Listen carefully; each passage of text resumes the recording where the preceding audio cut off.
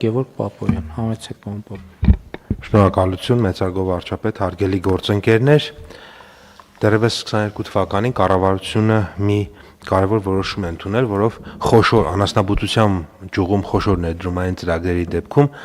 տվել է աջակցությունը եղել է հետևյալ տրամաբանությամբ.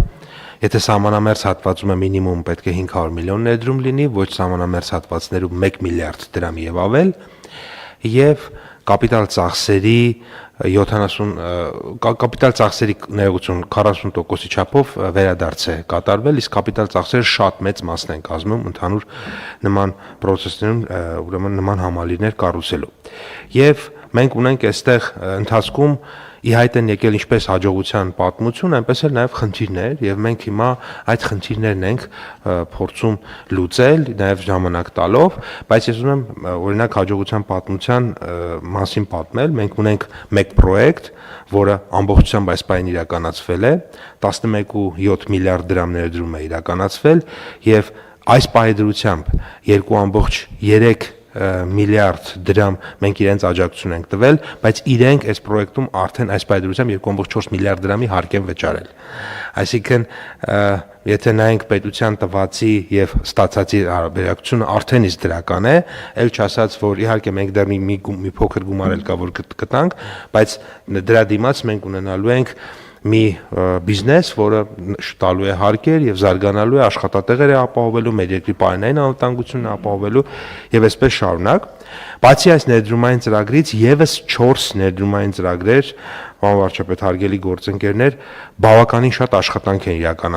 իրականացրել, մասնավորապես Սպիտակի թռչնաֆաբրիկա, Արաքս թռչնաֆաբրիկան,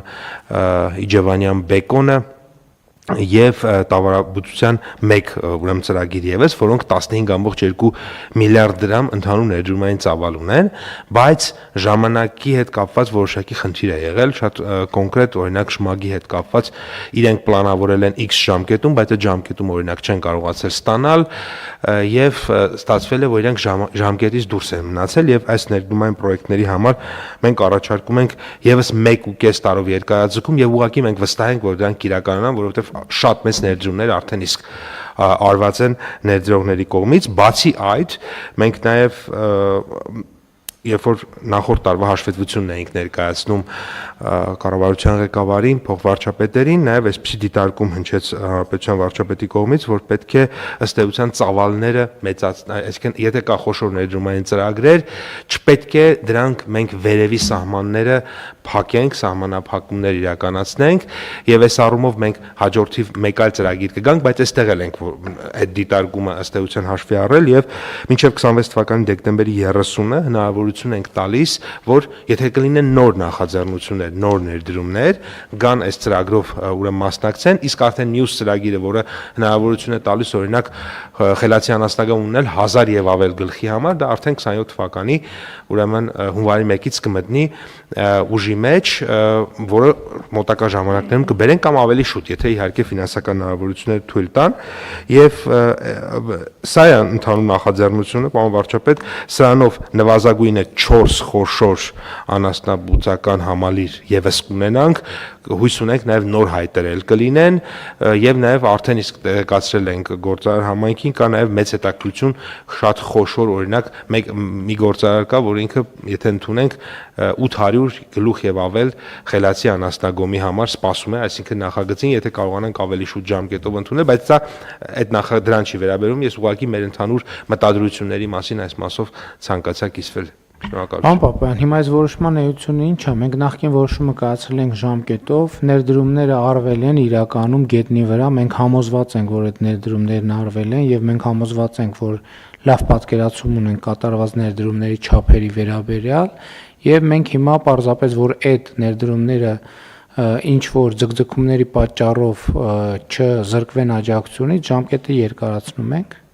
Պարոն վարչապետ, ներդրումները ամբողջ ծավալով դեռ չեն արվել, այսինքն երբ որ մենք տանք եւս լրացուցիչ 1.5 տարի, կշարունակվեն ներդրումները եւ կարվեն ամբողջական 15.2-ը։ Դեռ մոնիտորինգ չեն կարել, բայց մենք հողի վրա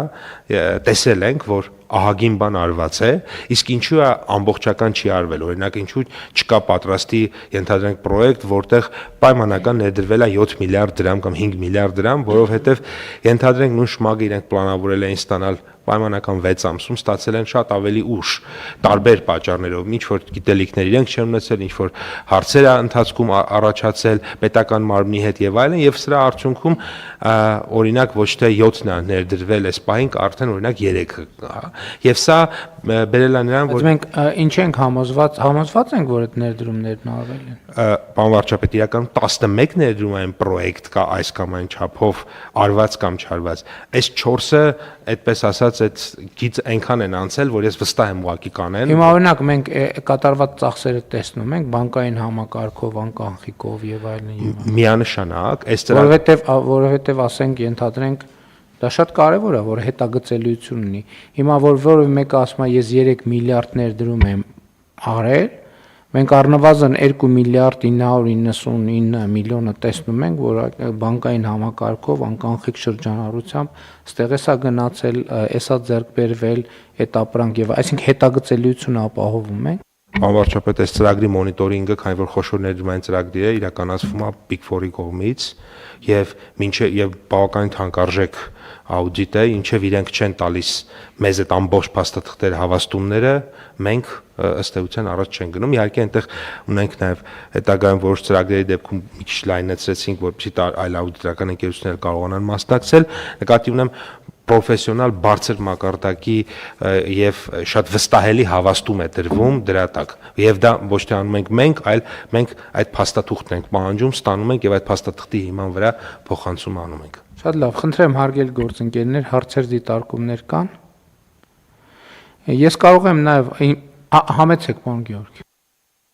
Շնորհակալ եմ մեծարգո վարչապետ։ Պարոն Պապյան, դուք ասացիք, որ վերևի սահմանաչափնել եք, սահմանափակումը հանել եք, այսինքն ծրագրի ծավալի։ Հիմա այդ ներդրողներից կարա նորից գա ներդրում կատարի ինքը եւ երկրորդ անգամ օգտվի։ Հիմա պրոյեկտ հաջող ավարտել է, երկրորդ պրոյեկտը սկսի, որ ինքը այդ հնարավորություն ունենա։ Այո, կարող է եւ նա մեր այն որ սահմանափակման մասին խոսում էի, դա վերաբերվում էր մեր խելացի անասնաշենքերին, որտեղ սկզբից հակառակ տրամաբանությամբ էր փոքր թվեր էր, հետո փոքր թվերը բարձրացրեցինք, տեսանք, որ շարժը կա դրական իմաստով, բայց օրինակ մենք ունենք մի քանի գործարաններ, որոնք ասում են, որ 100-ը իրենց համար հետաքրքիր չի, այլ եթե լինի 1000 կամ 800, դա արդեն հետաքրքիր է, հետեւաբար արդեն հաջորդիվ մենք մեծ գաղափարներին աջակցելու ենք, իհարկե պահպանելով նաև փոքրերին օժանդակելու հնարավորությունը։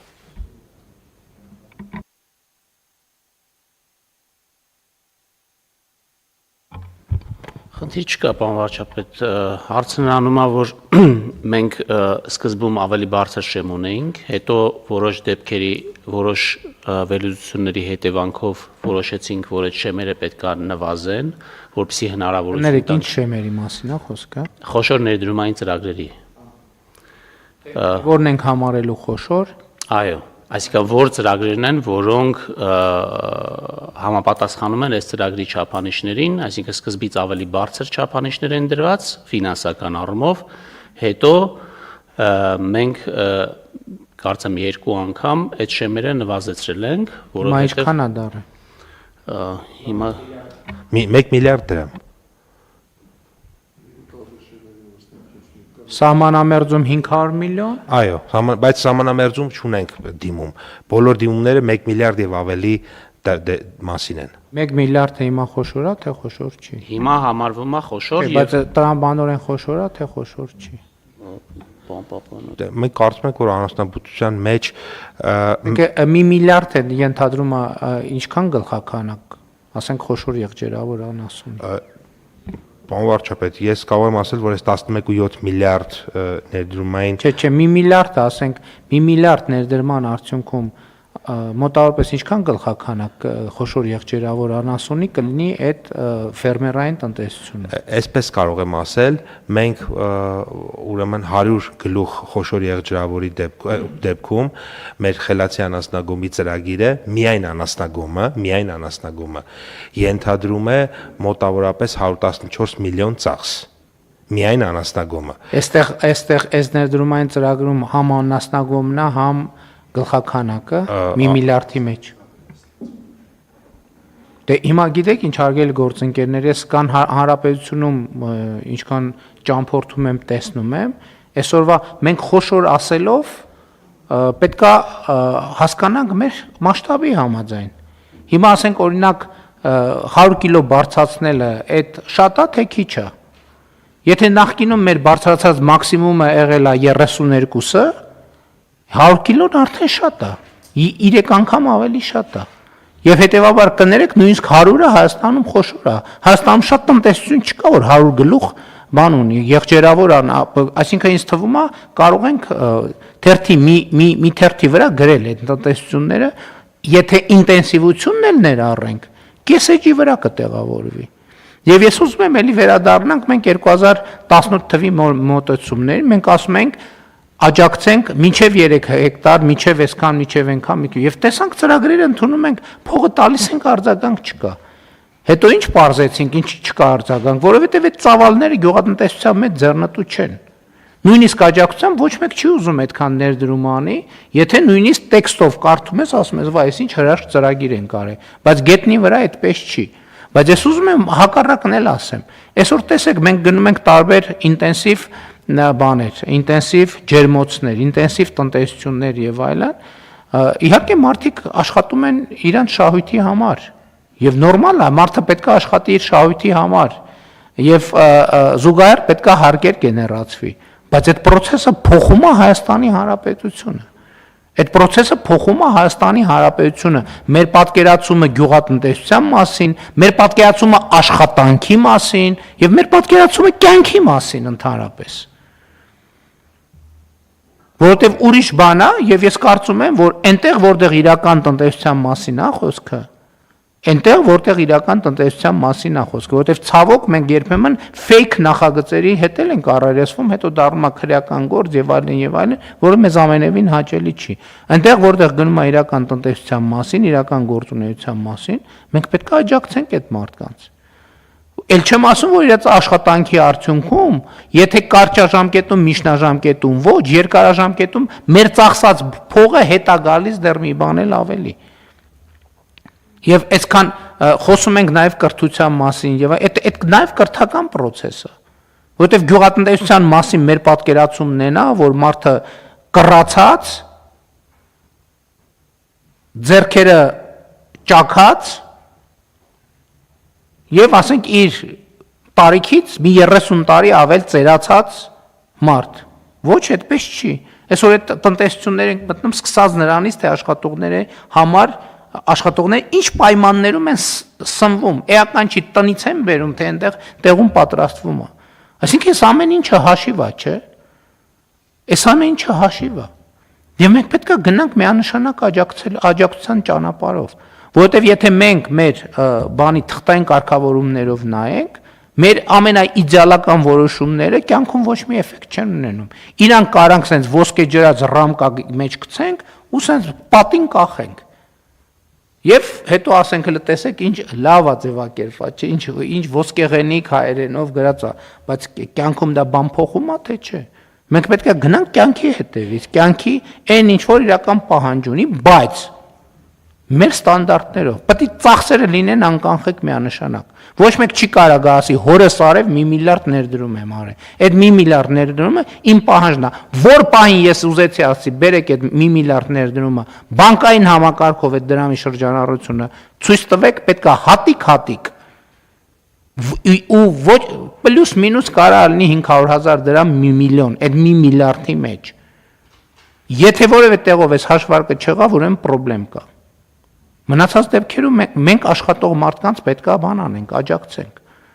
Աշխատող մարդկանց պետք է աջակցենք։ Այո, ես համաձայն եմ վերին շեմերը հանելու, բայց այդտեղ էլ պետք է ուշադիր լինենք, հանկարծ բաների մեջ չընկնենք, ծայրահեղությունների մեջ չընկնենք։ Էլի վերին շեմը ասելով մենք կպետք է կրկնապատկման, եռապատկման ճանապարհով գնանք, բայց մենք հազարապատկման ճանապարհով պետքա չգնանք, նախ դրանից ոչ մեկ չի էլ օգտվելու։ Երկրորդը, եթե ինչ-որ մեկը հանկարծ ուզի օգտվի, անիմաստ դա մենք էլ ենք անհանգստանալու, թե այս ինչա ինչի համար։ Այսինքն մենք մեր աճերը պետքա մեր բազայի հիման վրա անենք, հա կարող ենք կրկնապատ 1000 գլուխ է լավ է, 5000 գլուխը լավ է, եւ մենք պետքա գնանք այս ճանապարհով չվախենանք, որովհետեւ մարդիկ աշխատում են եւ դրանով ասում են փոխում են Հայաստանի Հանրապետությունը։ Եվ ես հիշում եմ կներեք, ես հիշում եմ նույնիսկ 2018 թվականին, 19 թվականին, երբ որ ինտենսիվ այգիներ էին գնում, ինչ էր նշանակում, ինչպիսին էին այդ ուրիշ բան ես կարող եմ ասեմ։ Ես 19 թվականին, նույնիսկ 21 թվականին ինչքան ինտենսիվ այգի գնացել եմ, ես հատուկ հետաքրքրվել եմ։ Ասել եմ, բա ով է ձեր ագրոնոմը, ուր է ձեր ագրոնոմը, ասել են Իտալիայում է մեր ագրոնոմը, Հոլանդիայում է, դե մենք իրան ժամ պետք է վերցնենք, որ իր հետ կապի մեջ ելնենք, ել չեմ ասում, որ ինքը գա, դա այսօր ես տեսնում եմ Հայաստանի Հանրապետության քաղաքացիներ, երիտասարդներ, ովքեր մենք ենք կառավարության նիստում քանի անգամ եմ ես այդ այցերի արդյունքում ասել, սիրելի երիտասարդներ, սենց աշխատատեղ կա, ժամում 700 եվրով են աշխատում եւ այլն, այսօր ես գնում եմ տեսնում եմ արդեն տեխնոլոգները, գյուղատնտեսները մեր երկրի քաղաքացիներն են Հայաստանում կրթություն ստացած, իհարկե իրանց վրա աշխատող մարդիկ։ Էս ինչ արժի։ Ով ունի սրա թվային գնահատումը։ Սա կներեք 1 միլիարդ էլա, 2 միլիարդ էլա, 10 միլիարդ էլա, որովհետև երկիրը ունենա հեսա նոր բանը, դա նույն ճանապարհն է, ինչ հիմա ավիացիայի մասին ենք ասում, նույնը գյուղատնտեսության ինտենսիվ այգեգործության ոլորտում է եղել։ Իսկ այսօր մենք ունենք մարդիկ, ովքեր վստահ են իրանց վրա եւ իրանց ուսերին տանում են։ Եվ համոզված են բարձր աշխատավարձ են ստանում։ Եվ պետք է մենք բան անենք, գնանք այդ ստանդարտ կանոնների մեջ որ տեղավորվենք, այդ ստանդարտ կանոնները տեղավորվելով առաջ չենք գնա։ Այնտեղ որտեղ մենք պետք է ստանդարտներ սահմանենք, բայց մեր ստանդարտի մեջ ճկունությունը պետք է լինի պարտադիր պայման, որովհետև ցանկացած բան այսօրվա կյանքը ամեն օր փոխվում է, ամեն օր։ Ինչ որ մենք դրեցինք կլիշեի մեջ, այդ նշանակում է հետ մնացինք արդեն, որովհետև այսօրվա կլիշեն վաղը արդեն գոյություն չունի։ Եվ հետևաբար ես աջակցում եմ, այո, ով ուզում է աշխատի, պետք է աջակցել։ Էլի եմ ասում, պետք է լինի ստուգելի, հետագծելի եւ ֆեյքը պետք է բացառվի։ Այսքան բան։ Մնացած մասով աջակցենք։ Ով ուզում է ինտենսիվ այգի դնի, պետք է կողքը, հա, այդքան խոսում ենք հողերի խոշորացման մասին։ Պետական մարմին ենք ստեղծում, խորհրդակցություններ ենք անում, էս ենք անում, ենք անում, վերջում գնում ենք ասում խոշորացրինք։ Այո, զեկույցներ հոյակապ արդյունք ենք ունեցի, 3 հեկտար հող խոշորացրել ենք։ Բայց այս մարդիկ գնում ես տերում ես 60 են, իրանք իրական կյանքի մեջ են, որովհետև նախ իրանք ռիսկով աշխատում են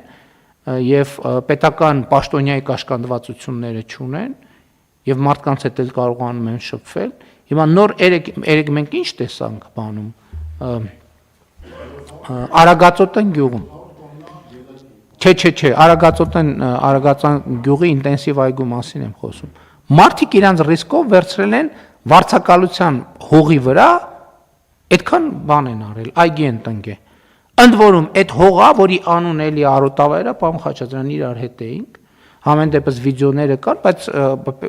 այսինքն սա անունը Արոտավայրը, բայց ասենք տարվա մեջ մի շաբաթ այդ հողի վրա խոտ ալնում, կանաչ խոտ, որ կարելի է արոտ անել, մենք անունը դնում ենք Արոտավայր։ Տարվա 99% այդտեղ խոտ չի աճում, ընդհանրապես ոչ անապատ է այդտեղ։ Ու մարդիկ հիմա ենթադրում եմ նաև ինչի են այդ ռիսկը վերցրել, որովհետև Արոտավայրը 60 հոդվածի հող է, դա մենք չենք կարող ոչ մեկին տանք։ Հիմա մենք այս գնալով այս կյանք բանը այս իրավիճակներին առերեսվելով մենք հիմա խնդիրը ձևակերպված է սենց, որ մենք պետք է այնպիսի կարգավորումներ անենք, որ ներդրումային ծրագրի հիման վրա, այո, կառավարությունը հնարավորություն ունենա, ասի, այս հողի կարգավիճակը փոխում եմ, եւ ինքը այլևս այդ կարգավիճակի չի,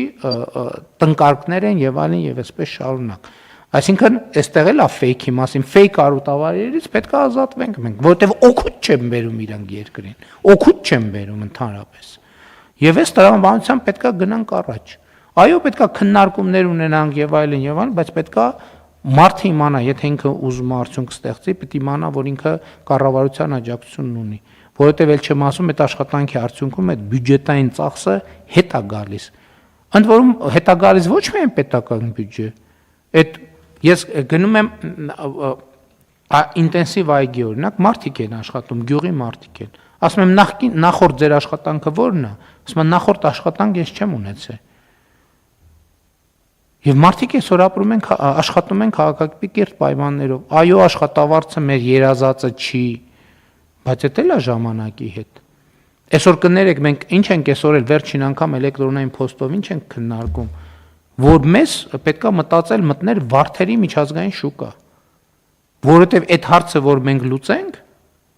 դա ընդհանրապես նշանակում է մոռացանք այդ թեման, բայց դրա համար ոլորտը պետքա նախ մենք մեզ համար մեծ ենք, մեզ համար խոշոր ենք,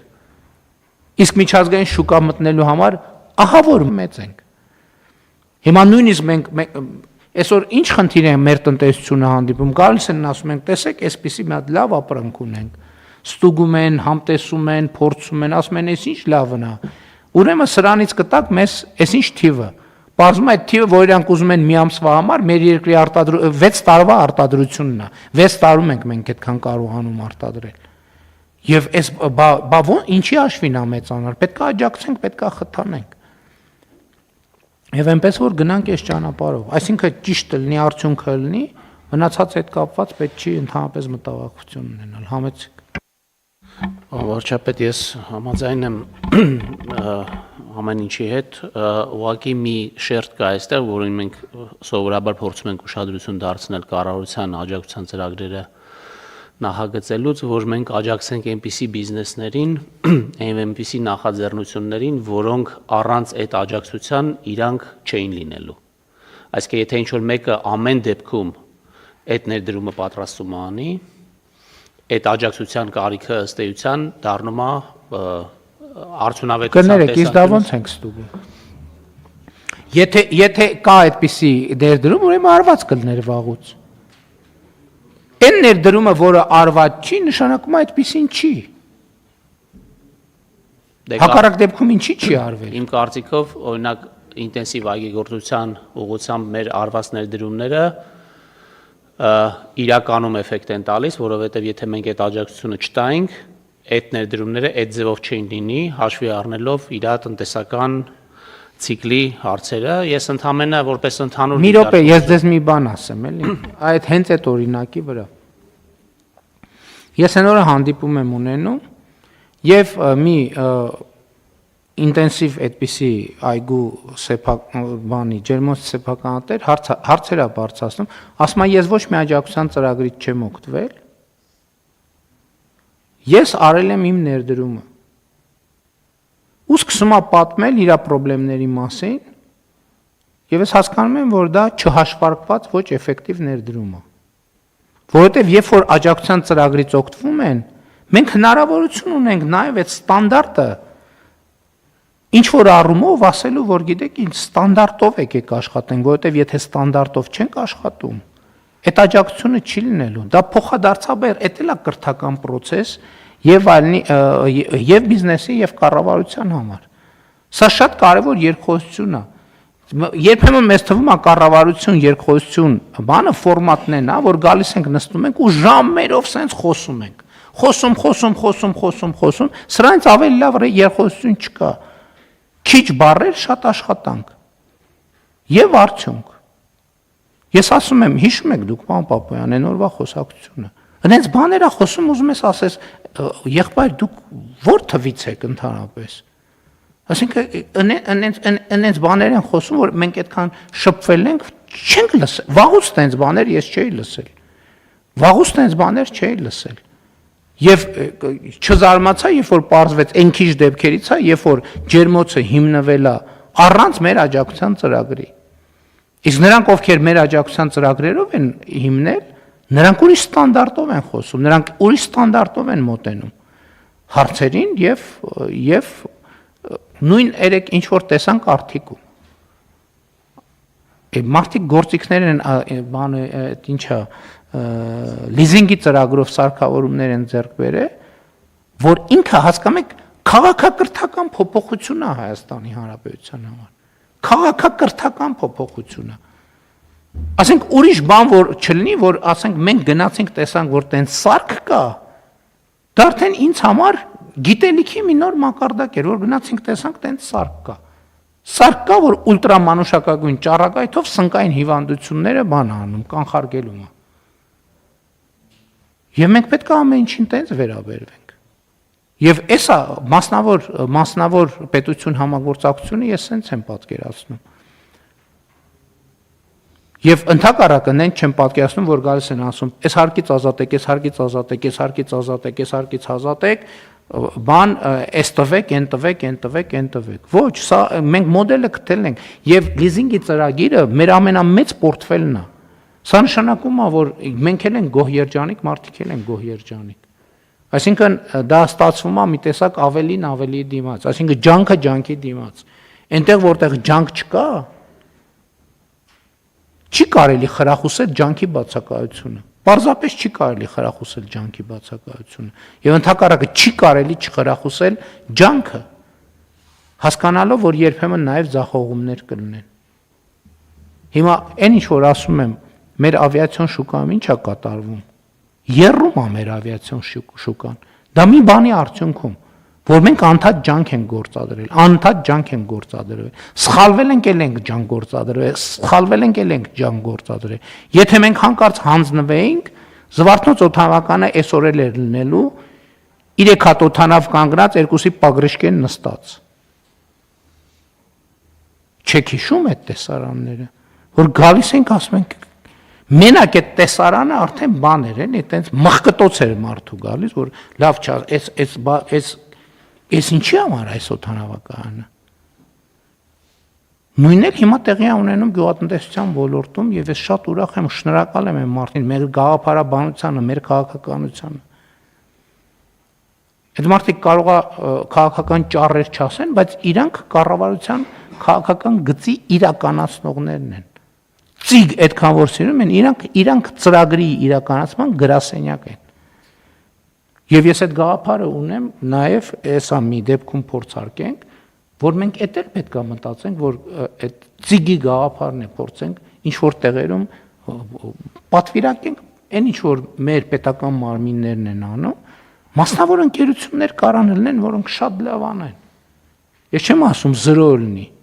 Հիմա փոքր եւ միջին բիզնեսի ոլորտում ես խնդիրը հստակ դրել եմ։ Պետքա գնանք այդ ճանապարհով։ Նաեւ ուրիշ որ ընդհանուր դպրոցաշինություն, այսինքն այդ գաղափարը մենք ունենք։ Որպեսզի մենք բան չանենք, այդքան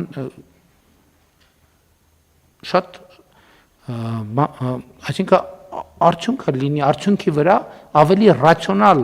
էներգիայով ճիշտ արդյունք ձևակերպենք։ Այնպես որ մենք էլի եմ ասում, կլիշեներից դուրս պետք է մտածենք անընդհատ։ Խնդրեմ կան այլ դիտարկումներ։ Դե պան Պապյան է դա պայմանը։ Պետք է ֆերման լինի տեղը, պետք է գլխաքանակը լինի տեղը, պետք է ծախսը լինի հետագծելի, մնացածի մասով խնդիր չկա։ Աջակցենք ինչքան պետք է։ Միանշանակ պարոն վարչապետ, վերահսկողությունը, մոնիտորինգը մեր ուշադրության կենտրոնում է եւ այնտեղ որտեղ ինչքանով որ հնարավոր է ֆինանսական առումով անկանխիկ բնականաբար այդպես է, իհարկե կան նաև դեպքեր, որտեղ որ օրինակ նույն ինտենսիվ այգիգործության մեջ պետք է շարունակական մոնիտորինգ, տեսնենք այգին պատշաճ վիճակում է, այսինքն դրանք արդեն տեսողական, դիտողական, մասնագիտական այլ Այդտեղ էլ է մեզ որոշակի ճկունություններ պետք էլի։ Հասկանում եք, սենց շատ նեղ քառակուսու մեջով նայելը միշտ չի, որ ամբողջ տեսարանն է տալիս։ Եվ իհարկե պետքա վերահսկողությունը ոչ մի դեպքում չնվազի։ Ընդ որում ես էլի անդրադառնալով ես մարզային այցերը իրանք այնքան կարևոր են, հարգելի գործընկերներ։ Հիմա պարոն Խաչատրյան, Տիկին Անդրեասյան, հենց տեղում ինչքան է լինում, որ քանի որ հիմա ամենաշատ դպրոց մանկապարտեզ ենք գնում, ինչքան է լինում, որ տեղում 1, 2, 3, 4 տեղում մի հատ գաղափար է ի հայտ գալիս։ Հիմա ես օրինակ այդ գաղափարով ներդրումային ծրագրի շրջանակում հողի նպատակային նշանակությունը փոխելու հնարավորության շատ ողջևորված եմ, որովհետև համոզված եմ մեծ էֆեկտ է ունենալու դա։ Շատ մեծ տնտեսական էֆեկտ է ունենալու, կամ երեք որ այդքան գնում էինք մանկապարտեզների ապաստական հաստատությունները, մենք նախագծել ենք, որ ռմբապաստարաններ ունենան եւ այլն, եւ արդյունքում շատ մեծ տարածքներ են ձևավորվել, բայց նաեւ մենք նախորդող շրջանի պատմությունը գիտենք, որ երբ որ շենքերում կան ըստեյության ապաստարաններ, երբ որ հետաքրքրվում ես, գնում ես բացում, տենում ես մեջը, ենթադրենք ինչ ասես լցրած չի։ Հիմա մենք խնդիր ունենք այդ տարածքները այնպես անել, որ ամենօրյա կյանքի մեջ օգտագործվի եւ այդ ներդրած փողը ինքը արդյունք բերի, չքնացնենք ուղակի դուրը բան չանենք։ Օրինակ երեկվա գաղափարը նույնպես ինձ շատ դուր է գալիս, որ մանկապարտեզների այդ հատվածները, որը ամեն ինչով կահավորված է, ճիշտ է, պատվալային հարկ է, բայց սանհանգ ինչ։ Քեթի հարակ։ Հա, որտեղ արդեն արել են, հա, այսինքն ջեռուցում կա, սանհանգույց կա, օդափոխություն կա եւ այլն, եւ գաղափար առաջացավ, որ երիտասարդ մայրիկների ակումբների ծրագիր ունենանք, որ ժամանցի կրթության, վերապատրաստման, ակումբային, չգիտեմ ինչ որ տրամաբանությամբ օգտագործվեն այդ տարածքները, որոնք տնտեսության մեջ միանշանակ եւ աներկբա իրանց էֆեկտը ունենալու են։ Եվ ելի ուզում եմ հիշեցնել մեր հարգելի գործընկերներին կաբինետից դուրս աշխատանքի կարևորության մասին։ Լավագույն, իհարկե, լավագույն գաղափարները սկսում են գեներացվել իրական կյանքի հետ շփման մեջ, իհարկե կարող է հետո գալիս ես պարզա սկսում ես մտածել նախորդ օրվա մասին կամ նախորդ այցի մասին, բայց այսօրվա գործնական մեր շատ գաղափարներ կամ գաղափարների հիմնական մասը հենց այդտեղից է առաջացել։ Էլի ուզում եմ հիշեցնել, որ խաղաղության օրակարգն էլ այդտեղից առաջացել։ Թե չէ եթե մենք մնայինք այս տրամաբանության մեջ, երբեք այդ դիտանկյունից չենք նայի հարցին, դրան տասնյակ անգամներ եմ անդրադարձել, հիմա չեմ ուզում անդրադառնալ։ Շատ լավ, հարցը դրվում է քվեարկության, ովքեր են դեմ որոշման ընդունմանը, դեմ չկա, որոշումն ընդունված,